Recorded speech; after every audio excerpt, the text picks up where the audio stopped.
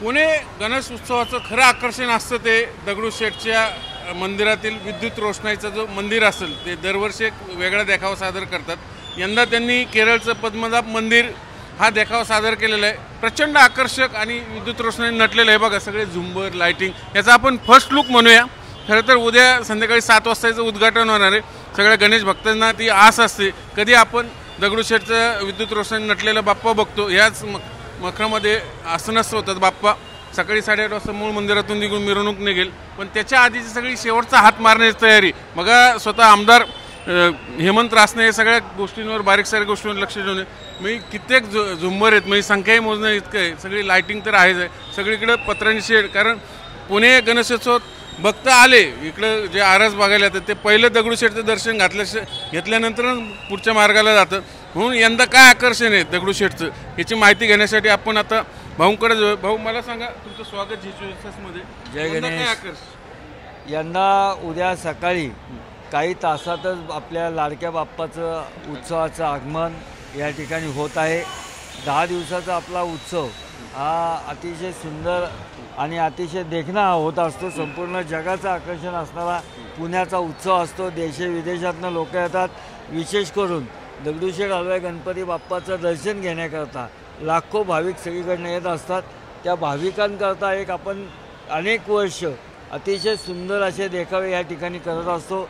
यावर्षी पद्मनाभ मंदिराचा देखावा अतिशय हुबेहूब देखावा या ठिकाणी विनायक रासकर आणि त्यांच्या 300 कारागिरांनी 5 महिने मेहनत करून या ठिकाणी साकारला आहे.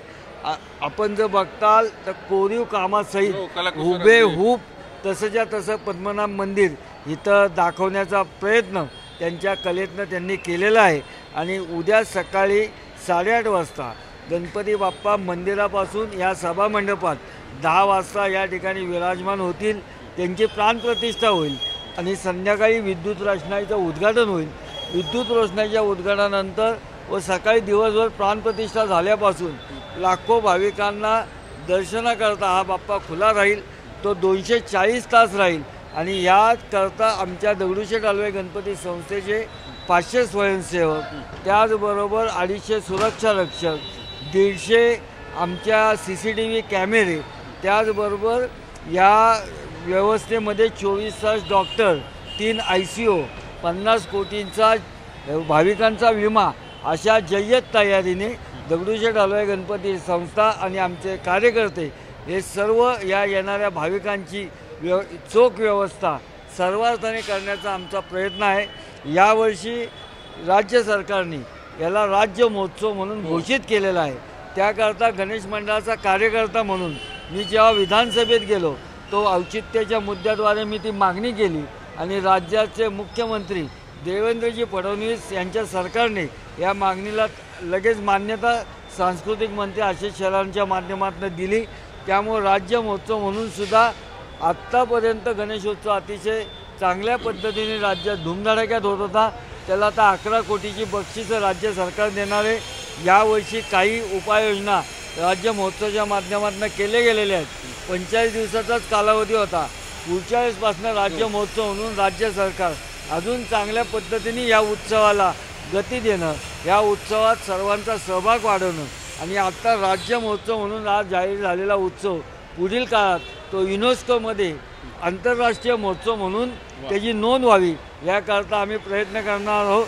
133 वर्षाची असणारी परंपरा लाखो कार्यकर्त्यांनी हा उत्सव आता जगाच्या नकाशावर नेलेला आहे आणि पुढील काळात तो आंतरराष्ट्रीय पातळीवर एक मानांकन ह्या उत्सवाला असेल असं माझ्यासारख्या कार्यकर्त्याला वाटतं. उद्यापासून बाप्पाचा उत्सव या ठिकाणी होत आहे. अतिशय आनंदाचं वातावरण या संपूर्ण पुण्यनगरीत आपल्याला बघायला मिळतं आहे. आपल्या काही तासात आपल्या लाडक्या बाप्पाचं आगमन होईल आणि दिवाळीपेक्षा मोठा सण गणपती बाप्पाचा उत्सव हा पुण्यात साजरा होतो. तो यावेळेस सुद्धा न भूतो न भविष्यात होईल असा विश्वास मला. थोडंसं पहिल्यातलं वादळ सुरुवातीला आलं होतं विसर्जन मिरवणूक, किरकोळ वाद, माहिती तुम्ही सगळं मिटवलाच. तर कसं म्हणजे आता यंदा निर्बंधमुक्त तर आहेच, तुम्ही कसं उत्साह कसं काय? यावेळेस विसर्जन मिरवणुकीत वाद नव्हता, चर्चा होती, काही त्याच्यातले आक्षेप होते, काही गोष्टींवर सुधारणा अपेक्षित होती. सर्व गणेश मंडळ एकत्र मी आणि केंद्रीय मंत्री मुरली अण्णा मोहोळ आणि सगळे गणेश मंडळाचे कार्यकर्ते आम्ही एकत्र बसलो. मूलतः मी आणि मुरली अण्णा आम्ही दोघंही गणेश मंडळाचे कार्यकर्ते आहोत. त्यामुळे सगळ्यांशी आमचं मैत्रीचे संबंध होते. सगळे आम्ही एकत्र आलो आणि एकोप्याने 2 पावलं ह्यांनी पुढं 2 पावलं त्यांनी मागं असं करत पुण्याची जी विसर्जन मिरवणूक आहे ती संपूर्ण राज्याचं देशाचं लक्ष लागणारी मिरवणूक आहे. अतिशय भव्य अशी ती मिरवणूक असती, जगाचं आकर्षण असती.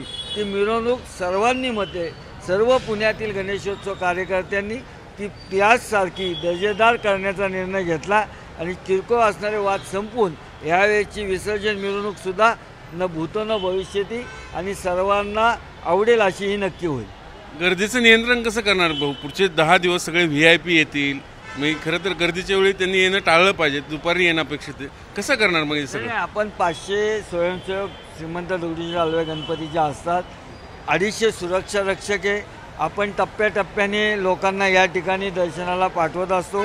आपण आता CCTV कॅमेरे AIच्या माध्यमाचा पण आपण काही उपयोग करतो आहे. त्या ह्याच्यातनं आपल्याला अलर्टनेस येईल. पोलिसांची सुद्धा चोख यंत्रणा या ठिकाणी आज जर आपण वाचलं असेल तर 8,000 कर्मचारी पोलिसांनी सुद्धा ह्या सर्व उत्सवाच्या नियंत्रणाकरता त्यांनी त्यांची फौज उभी केलेली आहे.